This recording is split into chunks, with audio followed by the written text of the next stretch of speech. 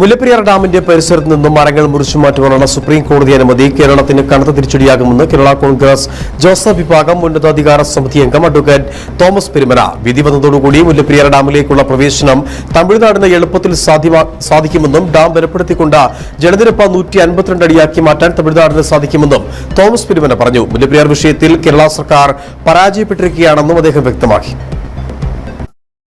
നമുക്കറിയാം, ഏതാണ്ട് 130 വർഷത്തോളം പഴക്കമുള്ള ഈ ഡാം ഇനിയും അവിടെ തൊഴുന്നത് തീർച്ചയായിട്ടും കേരളത്തിലെ ജനങ്ങൾക്ക്, ഒരു 4-5 ജില്ലകളിലെ ജനങ്ങൾക്ക് കനത്ത ഭീഷണിയാണ്.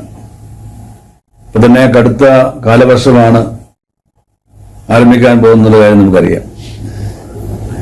അപ്പോൾ ഈ വിധി കേരളം ചോദിച്ചു വാങ്ങിയതാണ്.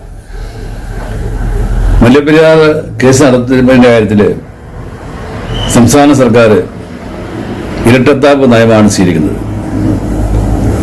ജനങ്ങളോട് ഒരു കാര്യം പറയുകയും കേസ് നടത്തുന്ന സുപ്രീം കോടതിയിൽ വേണ്ട വിധത്തിൽ യഥാസമയം സ്റ്റേറ്റ്മെന്റ് ഓഫ് ഫാക്ട്സ് ഒക്കെ കൊടുത്ത് അടിസ്ഥാനപരമായ ഈ വിഷയത്തെ സംബന്ധിച്ചുള്ള കാര്യങ്ങൾ കോടതി ശ്രദ്ധയപ്പെടുത്തുന്ന കാര്യത്തിൽ കേരളം ഭരിക്കുന്ന ഇടതുപക്ഷ ജനാധിപത്യ മുന്നണി ഗവൺമെന്റും അതിന് പ്രധാനമായി നേതൃത്വം കൊടുക്കേണ്ട ജലസേചന വകുപ്പ് കനത്ത പരാജയമാണ്. ഈ കാര്യത്തിലെ മുഖ്യമന്ത്രിയും ജലസേന വകുപ്പ് മന്ത്രി റോഷി അഗസ്റ്റിനും ഞങ്ങളോട് മാപ്പ് പറയുന്നു.